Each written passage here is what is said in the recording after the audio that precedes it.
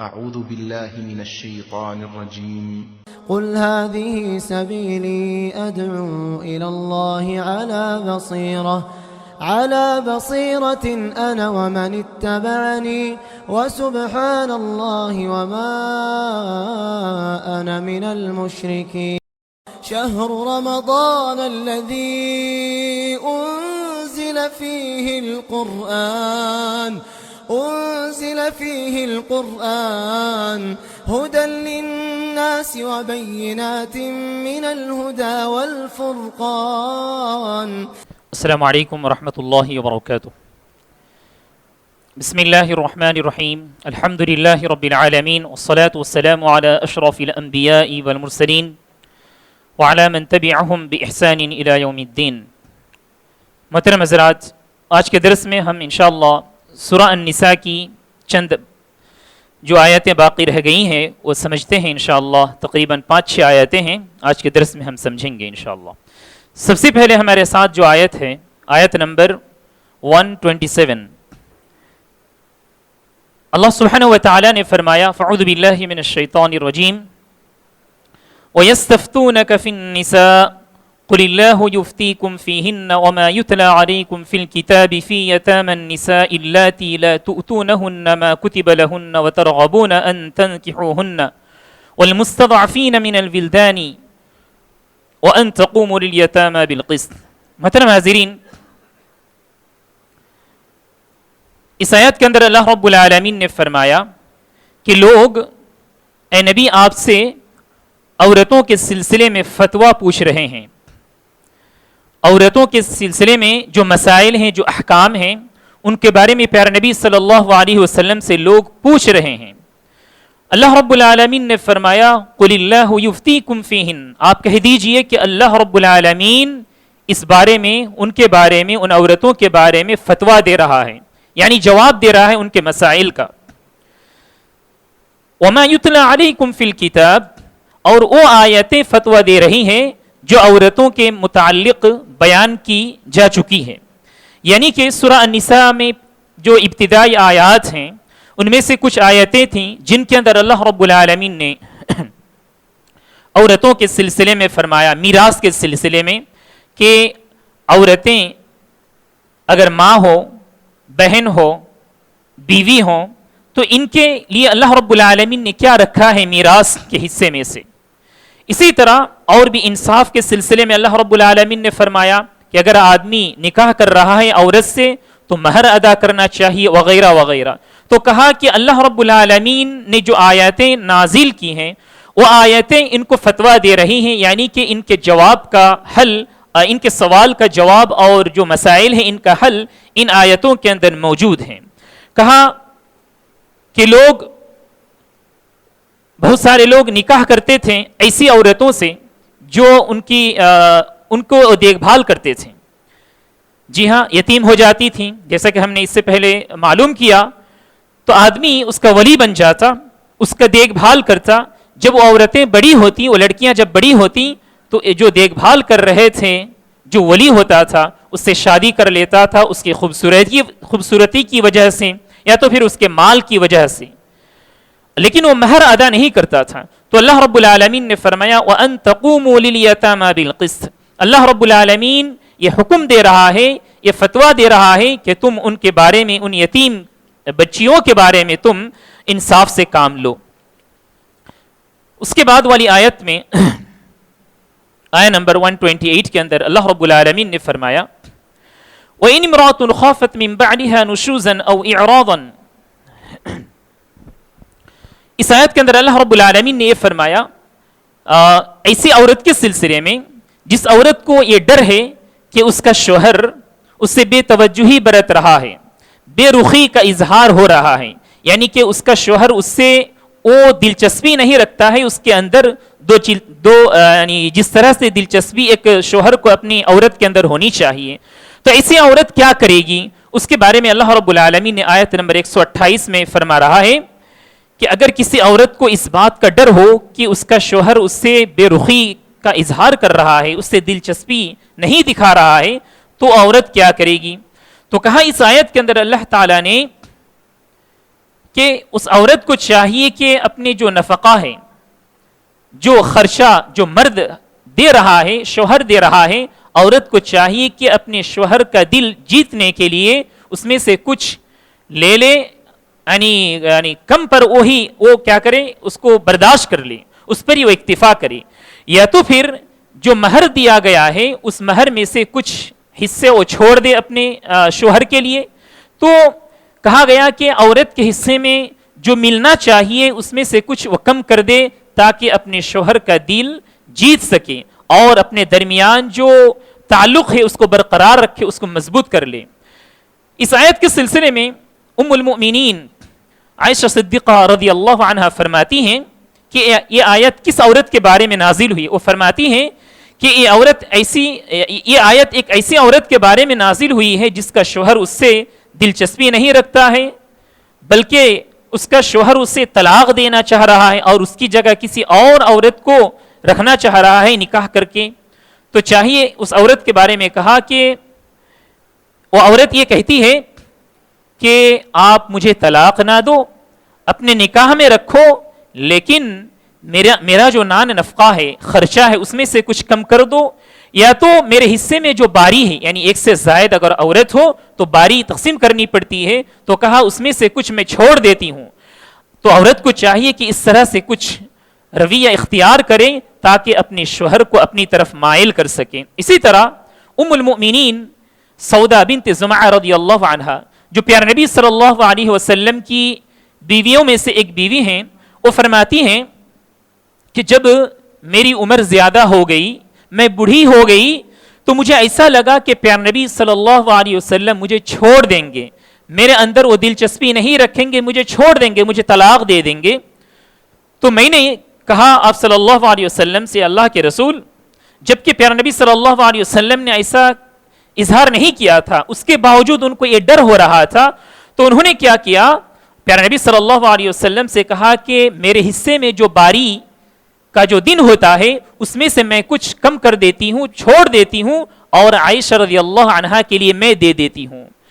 تو اس سے پتہ چلتا ہے کہ عورت کو چاہیے کہ کچھ چیزیں جو ہوتی ہے اس کے حصے میں آنی چاہیے، ان تمام چیزوں کو اگر اس میں سے کچھ کم کر دیں، چھوڑ دیں، اپنے شوہر کو اپنی طرف مائل کرنے کے لیے، اپنے درمیان تعلق کو مستحکم کرنے کے لیے، مضبوط کرنے کے لیے، تو ایسا کرنا چاہیے۔ یہ اللہ رب العالمین نے اس کا حکم دیا ہے اس آیت کے اندر۔ اس کے بعد والی آیت میں اللہ رب العالمین نے فرمایا وَلَن تَسْتَطِيعُوا أَن تَعْدِلُوا بَيْنَ النِّسَاءِ وَلَوْ حَرَصْتُمْ أَن تَمِيلُوا كُلَّ الْمَيْلِ فَتَذَرُوهَا كَالْمُعَلَّقَةِ۔ اللہ تعالیٰ نے اس آیت کے اندر فرمایا جو لوگ ایک سے زائد نکاح کرنا چاہتے ہیں ان کے بارے میں کہا کہ تم ہرگز بہرگز اپنی عورتوں کے درمیان انصاف نہیں کر پاؤ گے، عورتوں کے درمیان کبھی بھی تم انصاف نہیں کر پاؤ گے۔ تو کیا اس کا مطلب یہ ہے کہ آدمی کا ایک سے زائد نکاح کرنا درست نہیں ہے؟ جی نہ، نہیں، ایسی بات نہیں ہے، بلکہ اللہ رب العالمین نے اس آیت کے اندر فرمایا کہ لوگوں کے درمیان، عورتوں کے درمیان ایک شوہر کو جو انصاف کرنا چاہیے وہ انصاف کرے دنیاوی سلسلے میں، لیکن دل کی جہاں بات ہوتی ہے، کبھی کبھار مرد یہ ہوتا ہے کہ اس کا دل کسی بیوی کی طرف زیادہ مائل ہو جاتا ہے۔ پیارے نبی صلی اللہ علیہ وسلم نے بھی خود اپنے بارے میں فرمایا ہے کہ اللہم ھذا قسمی فیما املک فلا تلمنی فیما لا املک۔ پیارے نبی صلی اللہ علیہ وسلم نے فرمایا کہ اللہ، میں جو تقسیم کر رہا ہوں عورتوں کے درمیان، جو میں چیزیں دے رہا ہوں، یہ ان تمام چیزوں میں سے ہے جس پر مجھے اختیار ہے۔ یا اللہ، تو مجھے ملامت نہ کرنا، تو مجھے نہ پکڑنا ان چیزوں میں جس پر میرا اختیار نہیں ہے۔ یعنی کہ اشارہ ہے آپ صلی اللہ علیہ وسلم کا دل کی طرف کہ آدمی دل کے اعتبار سے کبھی کبھار کسی عورت کی طرف مائل زیادہ ہو جاتا ہے، لیکن جو انصاف کی بات آتی ہے، جو دنیاوی سلسلے میں نان و نفقہ ہو، باری کے سلسلے میں ہو، وغیرہ وغیرہ، ان تمام چیزوں میں آدمی کو چاہے کہ وہ انصاف کرے۔ اگر کوئی آدمی عورتوں کے درمیان انصاف نہیں کرتا ہے، بلکہ کسی عورت سے بے توجہی برت رہا ہے، اس کو اس طرح سے چھوڑ دیتا ہے، اسے نہیں چاہتا ہے، تو کہا اللہ رب العالمین نے، یعنی پیارے نبی صلی اللہ علیہ وسلم نے فرمایا ہے کہ اس کا بہت ہی برا انجام ہوگا کل قیامت کے روز۔ آپ صلی اللہ علیہ وسلم نے حدیث کے اندر فرمایا، ابو داؤد اور اسی طرح سے جو سنن کی کتابیں ہیں، حدیث کی کتابیں، اس کے اندر پیارے نبی صلی اللہ علیہ وسلم نے فرمایا ہے، ابو ہریرہ رضی اللہ عنہ اس کے راوی ہیں، فرماتے ہیں کہ جس کی 2 بیویاں ہوں اور وہ ایک کی طرف جھک جاتا ہے تو قیامت کے دن اس کا جو دھڑ ہوتا ہے، اس کا جو جسم ہوتا ہے، جسم کا ایک حصہ گرا ہوا رہے گا، جھکا ہوا رہے گا. سبحان اللہ. تو یہ بہت ہی سنگین مسئلہ ہے کہ اگر کسی مرد کے پاس، کسی انسان کے پاس 1 سے زائد بیوی ہوں تو اس آدمی کو چاہیے کہ وہ پوری طرح سے انصاف کرے. لیکن جہاں دل کی بات ہے، اگر دلی اعتبار سے وہ کسی کی طرف مائل ہو رہا ہے، اس پر اس کا کوئی اختیار نہیں ہے، اس پر مواخذہ نہیں ہوگا، اس پر اللہ رب العالمین اسے سوال نہیں کرے گا. اس کے بعد ہمارے ساتھ ہے آیہ نمبر 140 140. اللہ رب العالمین نے اس آیت کے اندر ایک ایسے مسئلے کے بارے میں فرمایا ہے کہ جہاں اللہ رب العالمین کی آیاتیں پڑھی جاتی ہیں، دین کی باتیں ہو رہی ہیں، لیکن چند لوگ ایسے ہوتے ہیں جو آیاتوں کا مذاق اڑاتے ہیں، جو آیاتوں کا مذاق اڑاتے ہیں، دل سے ان آیاتوں کا احترام ان کے اندر نہیں ہے. تو کہا ایسی جگہ انسان کو چاہیے، ایک مومن کو چاہیے کہ اس جگہ سے اٹھ جائے، اس جگہ سے اٹھ جائے، وہاں نہیں بیٹھنا چاہیے. وَقَدْ نَزَّلَ عَلَيْكُمْ فِي الْكِتَابِ. کہا کہ اس سے پہلے بھی اللہ رب العالمین نے اس طرح سے فرمایا ہے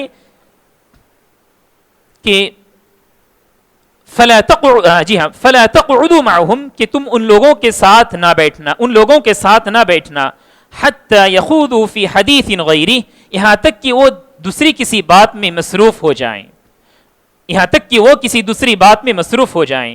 عبداللہ ابن عباس رضی اللہ عنہ فرماتے ہیں اس آیت کو سامنے رکھ کر، دخل فی هذه الآیت کل محدث ومبتدع فی الدین الى یوم القیامہ. اس آیت کی روشنی میں وہ تمام لوگ شامل ہو جاتے ہیں جو لوگ بدعت کرنے والے ہوتے ہیں اور دین کے اندر نئی نئی باتیں داخل کرنے والے ہوتے ہیں. ایسے آدمی، ایسے لوگوں کے ساتھ بھی نہیں بیٹھنا چاہیے ایک مومن کو. جو آدمی دین کے اندر نئی نئی باتوں کو ڈالتا ہے، جی ہاں تیار کرتا ہے. ہم جانتے ہیں پیارے نبی صلی اللہ علیہ وسلم نے فرمایا ہے کہ جو آدمی ایسی بات کو دین کے اندر شامل کرتا ہے اور ایسی باتوں کو میری طرف منسوب کرتا ہے جس کا میں نے حکم نہیں دیا، فَلْيَتَبَوَّ مَقْعَدَهُ فِي النَّارِ، ایسے آدمی کو چاہیے کہ وہ اپنا ٹھکانہ جہنم میں کر دے. تو ہمیں چاہیے کہ ایسے لوگوں سے ہم کنارہ کشی اختیار کریں. اسی طرح سے امام شوکانی رحمہ اللہ ایک بہت ہی بڑے امام گزرے ہیں، بہت ہی بڑے فقیہ مفسر ہیں. ان کی ایک تفسیر کی کتاب ہے فتح القدیر، اس کے اندر انہوں نے اس آیت کی تفسیر کی ہے. اس آیت کی تفسیر کرتے ہوئے انہوں نے فرمایا کہ جو لوگ اپنی جو رائے ہیں، اپنے جو تھاٹس ہیں اور جو ائمہ کے جو تھاٹس ہیں، ان کو پیارے نبی صلی اللہ علیہ وسلم کی باتوں کو چھوڑ دیتے ہیں اور ان کی باتوں کو لیتے ہیں. کہا کہ ایسے لوگ بھی اس کے اندر داخل ہیں. کہتے ہیں کہ ہمارے امام نے یہ بات بتلائی ہے تو ہمارے امام کی بات کے ساتھ یہ حدیث فلاں حدیث میچ نہیں ہو رہی ہے تو اس کو چھوڑ دیتے ہیں. تو کہا یہ بھی مذاق اڑانا ہو گیا احادیث کے اندر سنت کے ساتھ، یہ بھی مذاق ہے، سنت کے ساتھ کھلواڑ ہے. تو کہا ایسے لوگ بھی اس کے اندر شامل ہیں. تو ایسے لوگوں کے ساتھ ہمیں چاہیے کہ ہم نہ بیٹھیں. اگر ہم ایسے لوگوں کی مصاحبت اختیار کریں گے، ان کے ساتھ بیٹھیں گے، تو کہا دھیرے دھیرے کیا ہوگا کہ ان کے اندر جو بری صفات ہیں، اس صفات ہمارے اندر بھی داخل ہو سکتی ہیں. پھر نبی صلی اللہ علیہ وسلم اس کی بہترین ایک مثال دی ہے کہ برا دوست اور اچھا دوست کی مثال. تو ہم سب کو چاہیے کہ جہاں کہیں بھی اس طرح کی کوئی بات ہو رہی ہے، حدیث یا قرآن کا مذاق اڑایا جا رہا ہے، ہمیں چاہیے کہ ہم اس جگہ کو چھوڑ دیں اور وہاں سے ہٹ جائیں. ایسے انسان سے ہم اپنا تعلق قائم نہ رکھیں. اسی طرح حضرات، اگر کوئی آدمی اس طرح سے بیٹھ رہا ہے کسی جگہ جہاں مذاق ہو رہا ہے تو کیا ہوگا؟ کہا کہ گویا کہ اللہ رب العالمین نے فرمایا انکم اذا مثلہم، اگر تم ان لوگوں کے ساتھ بیٹھو گے تو کیا ہوگا؟ تم بھی انہی کی طرح ہو گئے، تم بھی انہی کی طرح ہو گئے یا تو ان کے یعنی ان کا جو جرم ہے یا ان کا جو گناہ ہے ان کے گناہ میں تم بھی شامل رہو گے، تم بھی شریک رہو گے۔ اسی طرح اہل علم کا ایک قول ہے، کہا وَهَذَا يَدُلُّ عَلَىٰ أَنَّ الرِّضَا بِالْكُفْرِ كُفْرٌ، اگر کفر کی کوئی بات سے آدمی خاموش رہتا ہے، اس کو مان لیتا ہے، تو گویا کہ یہ بھی کفر ہے، اس نے کفر کیا۔ تو ہم تمام کو چاہیے کہ ان چیزوں سے ہم دور رہیں، اللہ تعالی ہمیں اس کی توفیق دے۔ اس کے بعد آئیے ہمارے ساتھ آیا نمبر 141 ہے، 141۔ اللہ رب العالمین نے اس آیت کے اندر فرمایا وَلَن يَجْعَلَ اللَّهُ لِلْكَافِرِينَ عَلَى الْمُؤْمِنِينَ سَبِيلًا، اس آیت کی ابتدا جو حصہ ہے الذين يتربصون بكم فإن كان لكم فتح من الله قالوا ألم نكن معكم وإن كان للكافرين نصيب قالوا ألم نستحوذ عليكم ونمنعكم من المؤمنين فالله يحكم بينكم يوم القيامة ولن يجعل الله للكافرين على المؤمنين سبيلا۔ اس آیت کے اندر اللہ تعالیٰ نے منافقین کی جو صفات ہیں ان میں سے ایک صفت کا ذکر کیا ہے کہ منافقین کا رویہ کیا ہوتا تھا، جب مسلمان کسی لڑائی میں کسی جہاد میں جیت جاتے تھے، ان کو فتح حاصل ہوتی تھی، تو ایسے موقع پر یہ منافقین مسلمانوں کے پاس آ کر کہتے تھے کہ ہمارا حصہ کہاں ہے، یعنی جو فائدہ ہوتا تھا غنیمت وغیرہ کا جو مال آتا تھا، کیا ہم تمہارے ساتھ نہیں تھے، ہمارا حصہ کہاں ہے؟ تو وہ اس میں بھی اپنے آپ کو شریک سمجھتے تھے۔ اسی طرح اگر مسلمانوں کو کبھی شکست مل جاتی تھی اور جو کفار ہوتے تھے ان کو کبھی جیت ملتی تھی، تو یہ منافقین ان کے پاس جاتے تھے اور کہتے تھے اگر ہم چاہتے تو تمہارے ساتھ یہ مسلمان لڑتے اور تمہیں ہرا سکتے تھے، لیکن ہماری کوشش تھی کہ تم جیت گئے تو ہمارا حصہ کہاں ہے۔ اس طرح سے دونوں طرف جاتے تھے یہ لوگ، یہ منافقین، اور اس طرح سے مسلمانوں کے خلاف ہمیشہ رہا کرتے تھے۔ اللہ تعالیٰ نے اس آیت کے آخر میں فرمایا وَلَن يَجْعَلَ اللَّهُ لِلْكَافِرِينَ عَلَى الْمُؤْمِنِينَ سَبِيلًا، اللہ رب العالمین کافروں کو کبھی بھی مسلمانوں کے اوپر کوئی راستہ نہیں دے گا۔ اس کا مطلب یہ ہے کہ مسلمانوں کے اوپر کبھی غلبہ نہیں دے گا۔ کفار کتنا بھی چاہیں کہ ایمان اور اسلام کو مٹانے کی کوشش کریں، کبھی بھی یہ نہیں کر پائیں گے۔ جیسا کہ ہم جانتے ہیں یریدون ان یطفئوا نور اللہ بافواہہم ویأبی اللہ الا ان یتم نورہ ولو کرہ الکافرون، کہ یہ لوگ، یہ جو منافقین ہیں، یہ کفار ہیں، اسلام کے دشمن ہیں، یہ لوگ چاہتے ہیں کہ اپنے پھونک سے، منہ کے پھونک سے وہ اس نور کو، اس روشنی کو مٹا دیں، ختم کر دیں، لیکن یہ نہیں کر پائیں گے، کیونکہ الاسلام یعلو ولا یعلا، کہ اسلام کا پرچم ہمیشہ بلند ہی رہے گا، کبھی بھی اونیچا نہیں ہوگا۔ لیکن ہاں کبھی کبھار ہم یہ دیکھتے ہیں کبھی مسلمان بہت دب کے رہتے ہیں اور جو غیر مسلم ہوتے ہیں وہ بہت ہی زیادہ، ان کا شان اور مرتبہ بہت زیادہ ہوتا ہے۔ تو کہا کہ ما اصابکم من مصیبت فبما کسبت ایدیکم، یہ کیوں ہوتا ہے؟ کہا کہ اے مسلمان، اے مومن، تمہارے ہاتھوں کی ایک کمائی ہے کہ تم نے جو برائی کی، اس برائی کا یہ انجام ہوا کہ تمہیں وہ مرتبہ، تمہیں وہ منزل نہیں مل رہا ہے جو تمہیں ملنا چاہیے، جو احترام ملنا چاہیے۔ تو گویا کہ مسلمان نیچے ہو سکتا ہے، مسلمان کا سر جھک سکتا ہے، لیکن اسلام کا سر، اسلام کا پرچم کبھی بھی نیچے نہیں ہوگا۔ تو مسلمان کو چاہیے کہ جس طرح سے اسلام میں داخل ہونا چاہیے، جس طرح سے ایمان پر مضبوطی حاصل کرنی چاہیے، اس طرح سے اپنے ایمان کو مضبوط کریں، تو اللہ رب العالمین کا جو وعدہ ہے کہ مسلمانوں کا سر کبھی بھی جھکے گا نہیں، انشاءاللہ یہ ہو کر ہی رہے گا۔ اس کے بعد آیا نمبر 148، اس کے اندر اللہ رب العالمین نے فرمایا لا يحب اللہ الجہر بالسوء من القول الا من ظلم، کہ اللہ رب العالمین برائیوں کو بہت ہی آواز سے بیان کرنے کو نہیں پسند کرتا ہے، برائیوں کو آواز سے اور ظاہر کر کے بیان کرنے کو پسند نہیں کرتا ہے۔ اس کا مطلب کیا ہوا؟ کوئی آدمی اگر برائی کر رہا ہے چھپ کر کرے یا تو آہستہ سے بولے تو کیا یہ صحیح ہے؟ جی نہیں، ایسی بات نہیں ہے۔ بلکہ اگر کوئی آدمی چھپ کر کوئی گناہ کرتا ہے اور ایک آدمی اسی گناہ کو علانیہ کرتا ہے لوگوں کی نظروں کے سامنے، دونوں کے درمیان فرق ہے۔ وہ بھی گناہ ہے، یہ بھی گناہ ہے، لیکن چونکہ سب کے سامنے بظاہر کرتا ہے، گویا کہ وہ خود ہمت دکھا رہا ہے کہ میں یہ کر سکتا ہوں، اور ساتھ ہی ساتھ جو دوسرے لوگ دیکھ رہے ہیں کبھی کبھار ان کے اندر بھی وہ ہمت آ جاتی ہے کہ ہم بھی ایک گناہ کر سکتے ہیں. تو یہ بہت ہی زیادہ سنگین مسئلہ ہے کہ چھپ کر گناہ کرنا اور لوگوں کی نظروں کے سامنے گناہ کرنا، دونوں میں بہت فرق ہے. اسی طرح حضرات اہل علم نے فرمایا اختلف اہل العلم فی کیفیت الجہر بالسوء، یہ جو آواز کے ساتھ اور لوگوں کے سامنے بظاہر کسی گناہ کی بات کرنا، اس کا کیا مطلب ہے؟ بہت سارے علماء اکرام نے فرمایا اس کا مطلب یہ ہے کہ کوئی آدمی، یعنی سب سے پہلی بات تو یہ ہے کہ یعنی کوئی بات ہو، کوئی غلط بات ہو، جی ہاں، یا کوئی غلط کام ہو، ہم لوگوں کے سامنے نہیں کر سکتے. اس کے بعد اللہ تعالیٰ نے کہا الا من ظلم، لیکن ہاں جس پر ظلم کیا جا رہا ہے.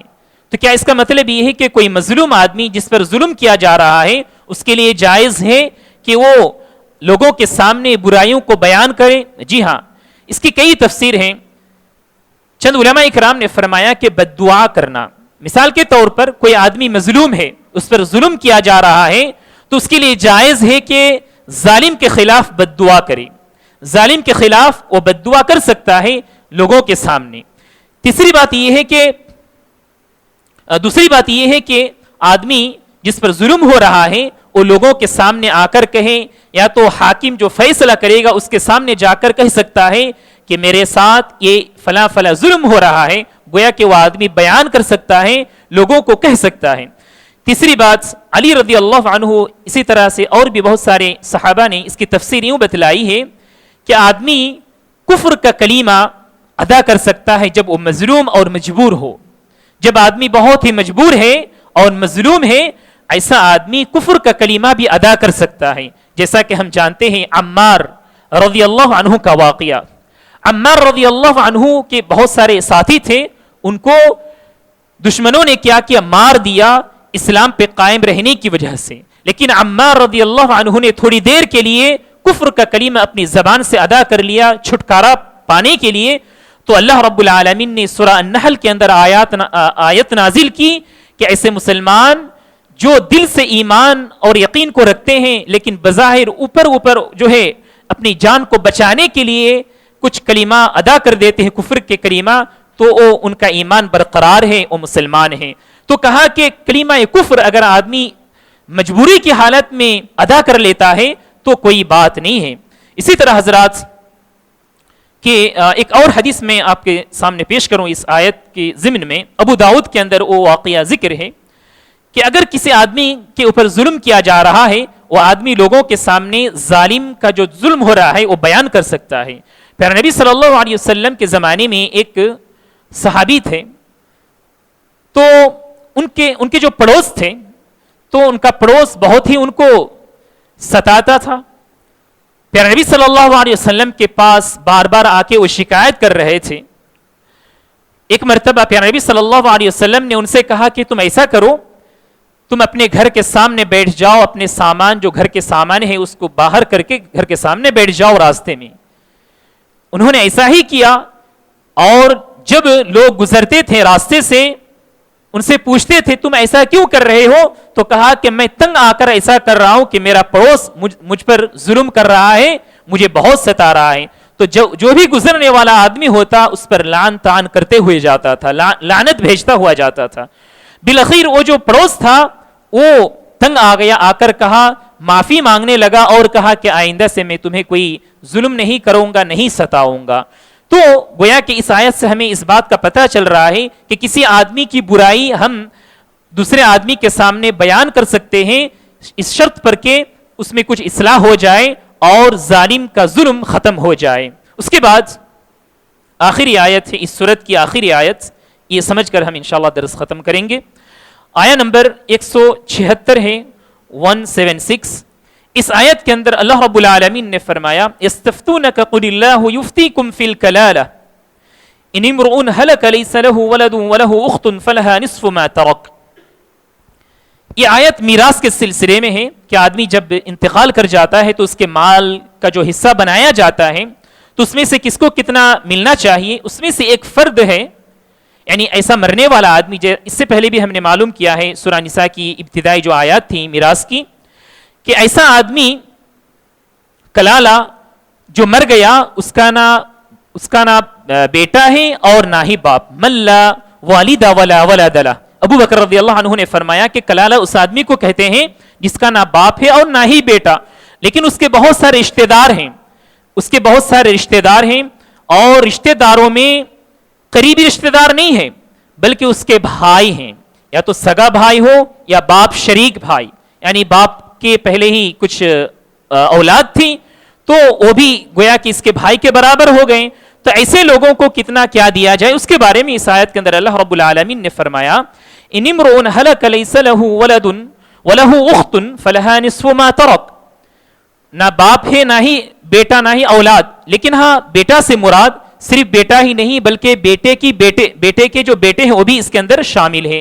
کوئی نہیں ہے، صرف اور صرف اس کی ایک بہن ہے. تو اسی صورت میں کیا جائے گا؟ کہا فلها نصف ما ترك، تو یعنی اس بہن کو آدھا مال دیا جائے گا، مرنے والے کا جو مال ہے اس کا آدھا حصہ دیا جائے گا. اس کے بعد کہا اگر ایک سے زائد اگر بہن ہو، دو بہنیں ہوں یا تو پھر دو سے زائد بہنیں ہوں تو ثلث دیا جائے گا، یعنی کہ 3 حصے کر کے ایک حصہ دیا جائے گا.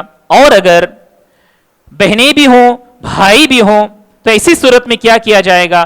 3 حصے میں تقسیم کر کے ایک حصہ دے کر ان تمام کو اس میں ان کا جو حصہ ہوگا وہ دے دیا جائے گا.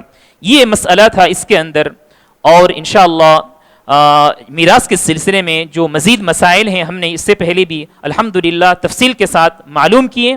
اللہ رب العالمین نے اس آیت کے اندر ایک اور بات، ایک نصیحت کی ہے کہ یبین اللہ لکم ان تضلوا اللہ بکل شیء علیم. اللہ رب العالمین تمہیں تمام مسائل اس لیے ذکر کرتا ہے کہ تاکہ تم گمراہ نہ ہو جاؤ.